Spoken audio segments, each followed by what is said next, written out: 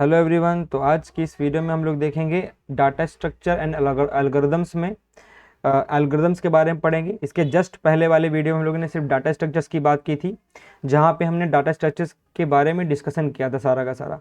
आज की वीडियो में हम एल्गोरिदम्स के बारे में डिस्कशन करेंगे कि एल्गोरिदम है क्या, एल्गोरिदम रियल वर्ल्ड में कैसे यूज़ होता है, एल्गोरिदम के कैरेक्टरिस्टिक्स क्या हैं, इंपॉर्टेंस क्या है, इन सारी चीज़ों को देखेंगे। तो चलिए स्टार्ट करते हैं।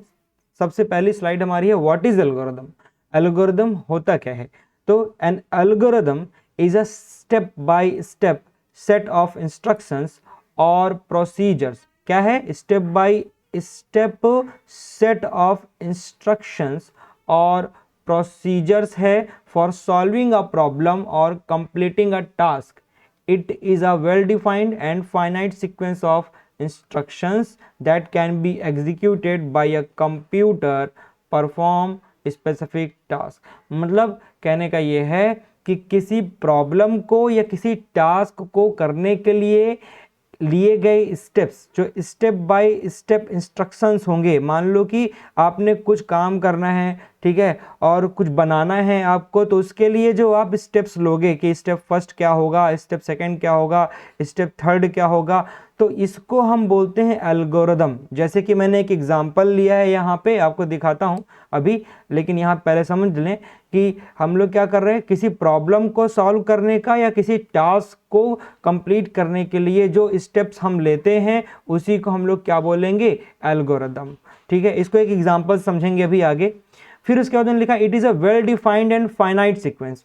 अच्छी तरीके से वेल डिफाइंड फाइनाइट सीक्वेंस होंगे, कुछ लिमिटेड हमारा, कुछ फाइनाइट। फाइनाइट का मतलब समझते हो ना कि कुछ नंबर्स, मतलब कुछ स्टेप्स होंगे जिसके जो आप सीक्वेंस लिखोगे, ठीक है, of instruction that can be execute करे जाएंगे कंप्यूटर के द्वारा, जो कि किसी स्पेसिफिक टास्क को कंप्लीट करते हैं।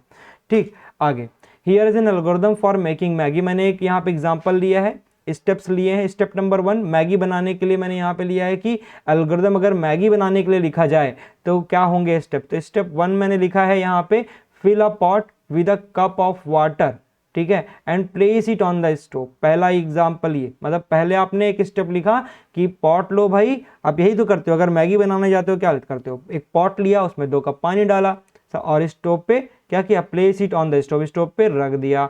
फिर टर्न द स्टोव, स्टोव को ऑन कर दिया on high heat and wait for the water to come to a boil, पानी को उबाल डाला।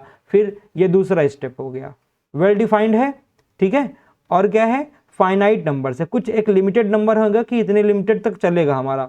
तीसरा, उसके बाद तीसरा स्टेप क्या कर रहे हैं, once the water is boiling, एक बार अगर वाटर बॉइल करने लगा, add the Maggi noodles to the pot, पानी बॉइल हुआ, उस पर आपने मैगी डाल दिया।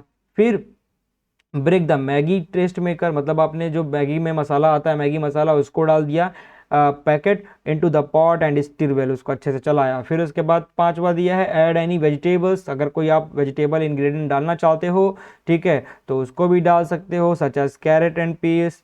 और उसके बाद क्या है, लेट, 6वां है, let the Maggi cook for 2-3 minutes, 2-3 minute तक उबालो, और उसके बाद क्या करो, स्टिरिंग ओकेजनली, बीच बीच में चलाते रहो। फिर 7वां step, turn off the stove, turn कर दो ऑफ, ठीक है, and remove the pot from the heat, और हटा लो पॉट को। फिर उसके बाद 8वां स्टेप मैंने यहाँ पे लिखा, late the Maggi sit for a minute, कुछ देर ठंडा होने दो, छोड़ दो उसको, ठीक है, जिससे मतलब गरम गरम तो खाओगे नहीं ना भाई, एकदम एकदम जलती हुई कि मुंह में डाल दिए तुरंत बन गया, ऐसा तो है नहीं, तो कुछ देर कर लिए। फिर उसके बाद किया 9th step, serve the Maggi in a bowl and enjoy, ठीक है, बन गई हमारी मैगी, अब खाओ मस्त एकदम, ठीक है। तो ये मैगी बनाने के जैसे मैंने एक स्टेप्स लिखे। तो अगर आप मैगी बनाना जा रहे हो, कोई टास्क कंप्लीट कर रहे हो, तो उसके लिए जो लिखे गए सेट्स हैं, जो आपने सीक्वेंसेस एक स्टेप बाय स्टेप लिखे हैं, उसी को हम लोग क्या बोल रहे हैं, एल्गोरिदम। और ये एक सीक्वेंस में होगा, एक फिक्स सीक्वेंस में होगा कि इसी तरीके से कोई प्रॉब्लम सॉल्व होगी। अब पहले आपने क्या किया, अब मान लो कि इस वाले को पहले कर दिया, इसको नीचे कर दिया, मतलब किसी एक सीक्वेंस को ऊपर नीचे कर दोगे किसी को भी, तो क्या होगा, हम पर्टिकुलर टास्क को कंप्लीट नहीं कर पाएंगे। आपने क्या किया, आपने क्या यहाँ पे मान लो कि इंग्रेडिएंट पहले डाल दिया, या क्या बोलते हैं यहाँ पे मैगी कुक 2-3 मिनट्स, इसको पहले कैसे करोगे, उस मैगी को कुक करने से पहले उसको क्या करना पड़ेगा, पानी लेना पड़ेगा, ये करना पड़ेगा। कोई स्टेप आप पहले ऊपर या नीचे नहीं कर सकते। अगर ऊपर नीचे करोगे तो क्या हो जाएगा, गड़बड़ हो जाएगा, नहीं काम करेगा वो। ठीक है, तो ये है एल्गोरिदम मैगी का। एग्जाम्पल लिया था मैंने, रियल वर्ल्ड एग्जाम्पल लिया था। इसी तरह से अगर आप कुछ भी बनाने जा रहे हो, मान लो कि आप घर बनाने जा रहे हो, ठीक है, या घर बनते हुए देख रहे हो, तो आप देख रहे हो घर बनने के लिए क्या क्या चीज़ें हो रही हैं। ठीक है, तो उसके लिए लिए गए स्टेप्स, या किसी भी प्रॉब्लम को सॉल्व करने के लिए रियल वर्ल्ड में जो भी स्टेप्स लिए जाएंगे उनको हम लोग एल्गोरिदम्स बोलेंगे। फिर यहाँ पे मैंने एक एग्जांपल लिया है, सॉरी एग्जांपल कह रहा हूँ, कैरेक्टरिस्टिक्स ऑफ एल्गोरिदम्स बताया है। लेकिन इसके पहले मैंने एक और एग्जांपल रखा हुआ था, बाद में कैरेक्टरिस्टिक देखेंगे। कहाँ गया, ये है एक एग्जांपल यहाँ पे मैंने लेकर रखा है। Here is an example of algorithm for finding the largest number in a list of integer. आपको कई सारे इंटीजर दिए गए हैं 2 3 5, ऐसा एग्जांपल ले लिया। ठीक है, और उसमें से आपको find the largest number in a list, एक लिस्ट में से आपको लार्जेस्ट नंबर निकालना है। तो आप क्या करोगे, इनिशियलाइज करोगे वेरिएबल कॉल्ड मैक्सिमम। ठीक है, मैक्सिमम नम हम क्या किया, इनिशियलाइज किया क्या, मैक्सिमम नम नाम से एक वेरिएबल इनिशियलाइज किया, first integer in the list. ठीक है, to the first integer in the list. फिर उसके बाद क्या, लूप थ्रू ईच इंटीजर, मैंने क्या लगा दिया, इस पे लूप लगा दिया। ठीक है, क्या कर दिया, लूप लगा दिया। अब वो लूप क्या करेगा, पूरे इंटीजर पर, पूरा जो हमने भी लिस्ट ली है उस पर क्या करेगा, लूप करता रहेगा। तो इसके लिए मैं क्या कर रहा हूँ, एक पहले तो यहाँ पे मैं एक इसको पूरा लिखने जा रहा हूँ। अरे ये क्या हो गया, एक मिनट ना, इसका 5। ठीक है, ये मैं फिर से बता रहा हूँ इसको, और इसके लिए मुझे पेन लेना पड़ेगा, ले लिया। ठीक है, हाँ, तो मैं क्या कह रहा था, जस्ट वेट एक मिनट के लिए। और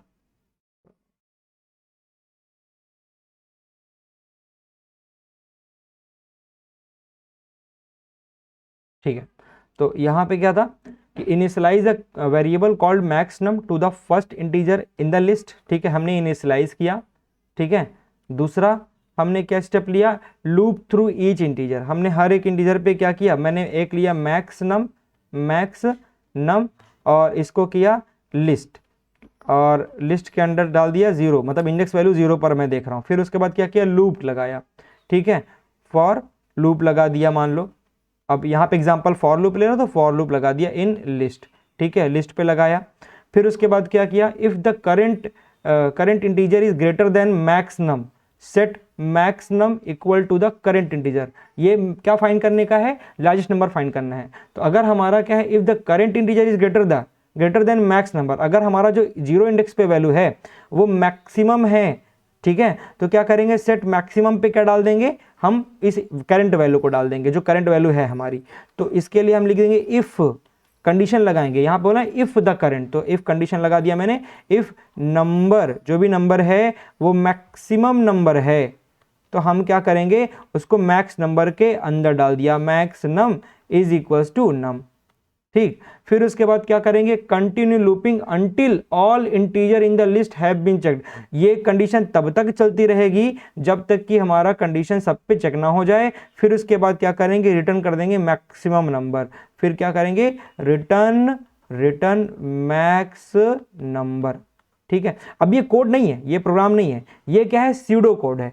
ठीक है, ये स्यूडो कोड है, स्यूडो कोड। ठीक, अब सीडो कोड क्या है, इसी को थोड़ा सा क्या करना है, यहां पे हमने क्या किया, ये जो हमने स्टेप्स लिए थे इसको थोड़े से कोड के फॉर्म में लिख दिया मैंने, दोनों का मिक्स करके कर दिया यहाँ पे।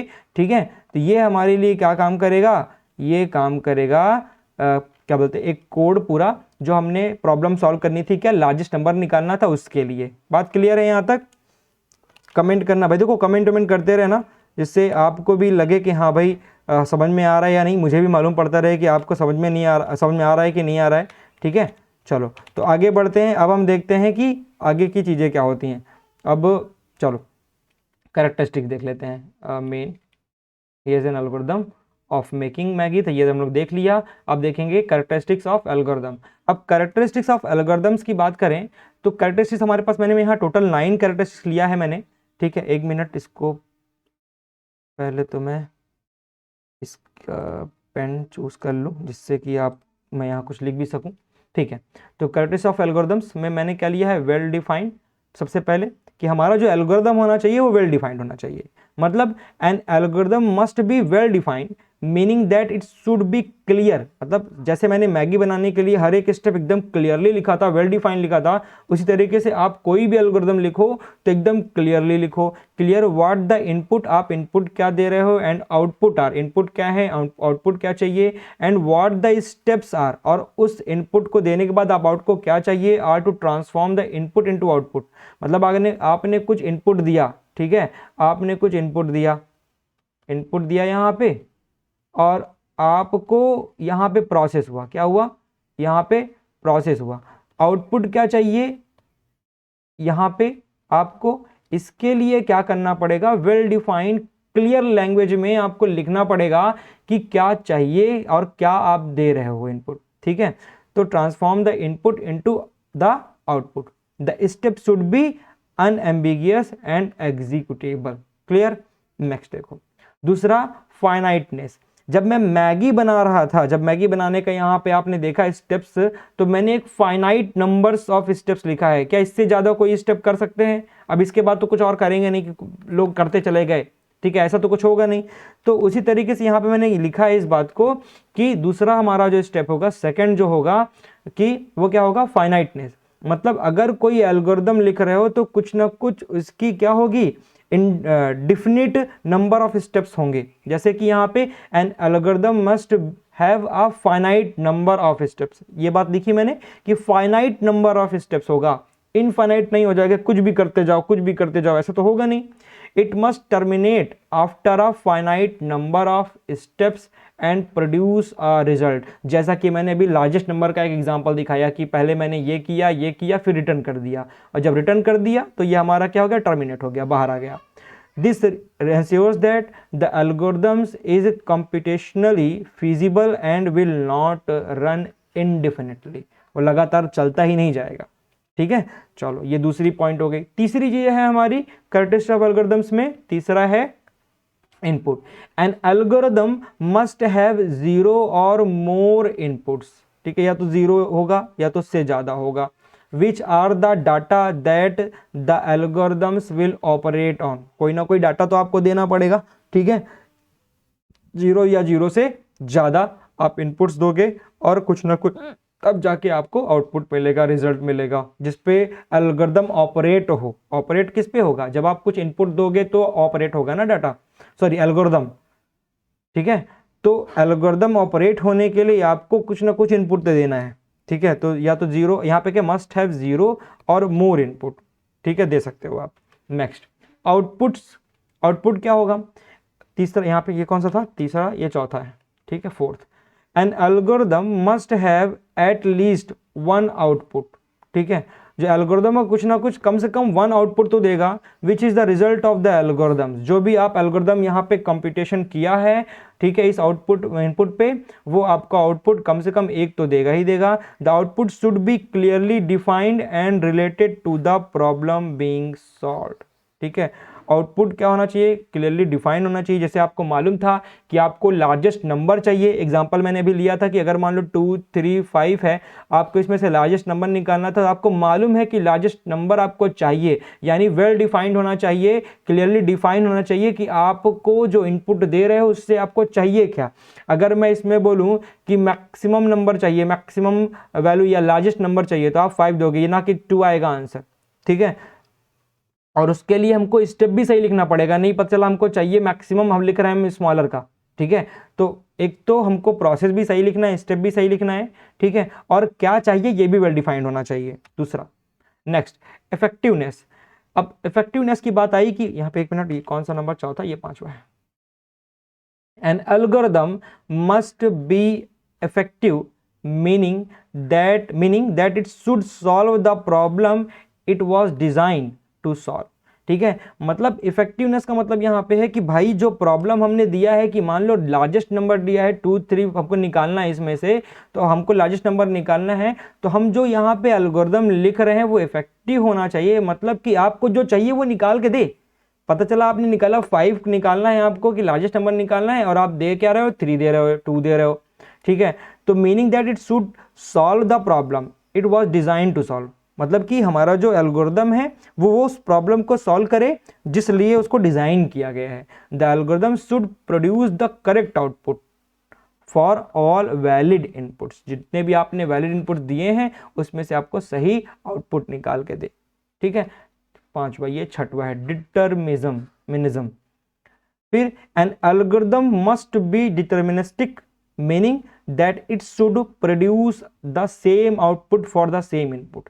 आपने अगर एक बार मान लो 2 3 5 दिया, तो यहाँ पे 2 3 5 दिया एल्गोरिदम को, और ये आउटपुट हमारा दे रहा है 5 पहले, बाद में 3 दे दिया, फिर बाद में 2 दे दिया, बाद में 1 दे दिया, तो ये हमारे लिए सही है क्या? ये गलत हो गया। मतलब यहाँ पे कह रहा है meaning that it should produce the same output. बार बार आप इसे, अगर एक ऐसा एल्गोरिदम लिखा आपने और बार बार आपको वो 5 ही दे आउटपुट, ठीक है, 2 3 5 अगर आप इनपुट दे रहे हो, सेम इनपुट दे रहे हो, आपने इनपुट सेम दिया तो आउटपुट भी आपको अगर सेम मिल रहा है बार बार हर कोड पे आउटपुट, यहाँ पे स्पेलिंग मिस्टेक, आउटपुट, तब क्या होगा हमारा, क्या बोलते हैं, output for the same input every time, हर बार होना चाहिए। This ensure that the algorithm is predictable and reliable, ठीक है, बात क्लियर। चलो जनरलिटी, ये कौन सा था? छठवा, सातवां। N algorithm should B general enough to solve a wide range of instances of the problem it was designed to solve. It should not be specific to a particular input or problem instance.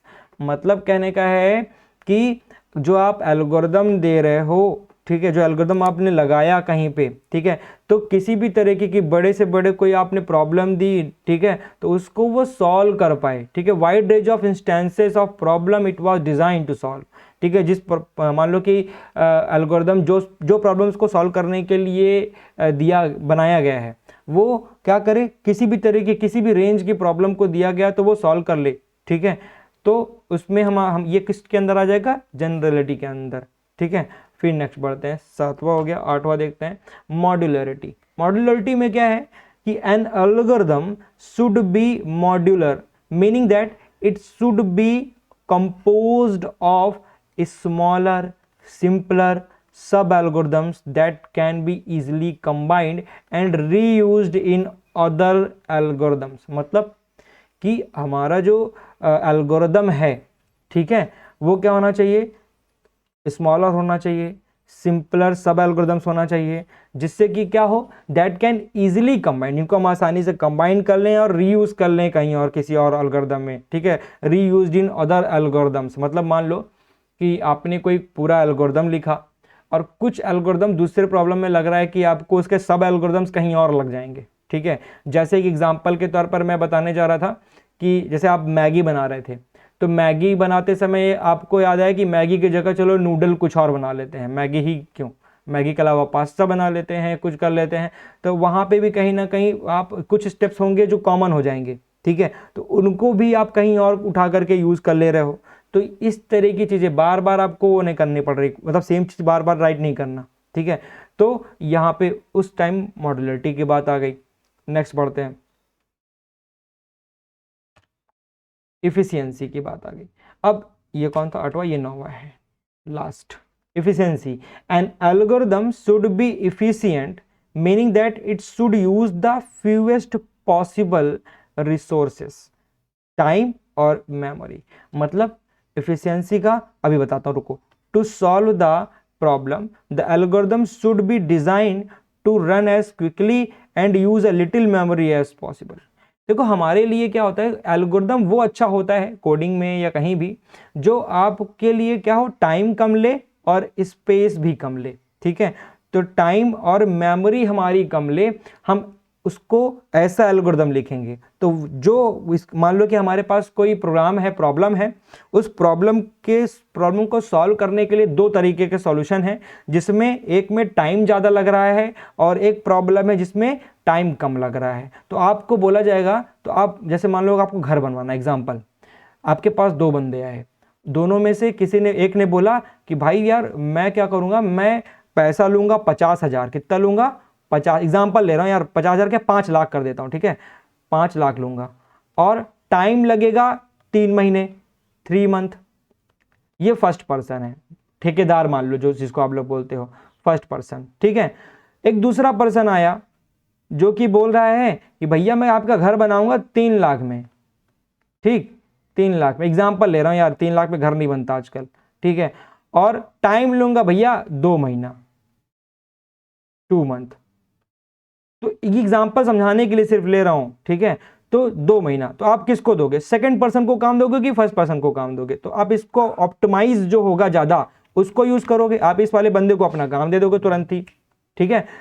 और तो इसी तरह से coding में भी है, programming में भी है, उसी तरह से एल्गोरिदम है कि ऐसा एल्गोरिदम होना चाहिए, हम वो एल्गोरिदम चूज करते हैं, वो एल्गोरिदम हमारे लिए एफिशिएंट ज्यादा होता है जो टाइम और मेमोरी कम ले रहा हो, ठीक है। तो इस बात का ध्यान दें कि the algorithms should be design to run as quickly, तेजी से रन हो, and use a little memory as possible, ठीक है। हम ऐसा प्रोग्राम लिखेंगे या ऐसा एल्गोरिदम बनाएंगे जिसमें क्या होगा कि अगर आपके पास वाइड रेंज में बहुत ज़्यादा वैल्यू दे दी गई, ठीक है, वाइड रेंज की कोई वैल्यू दे दी गई आपको, और आपका डाटा, आपको जो एल्गोरिदम चलाना है एक डाटे पे, इस डाटा पे चलाना है, और आपको आउटपुट चाहिए और कम टाइम में आउटपुट चाहिए आपको, ठीक है। नहीं तो अगर लार्ज नंबर ऑफ डेटा होगा तो उस लार्ज नंबर ऑफ डेटा पे अगर आप कोई ऐसा एल्गोरिदम चला रहे हो कि वो सालों साल लग जाए उसको सॉल्व होने में, ठीक है।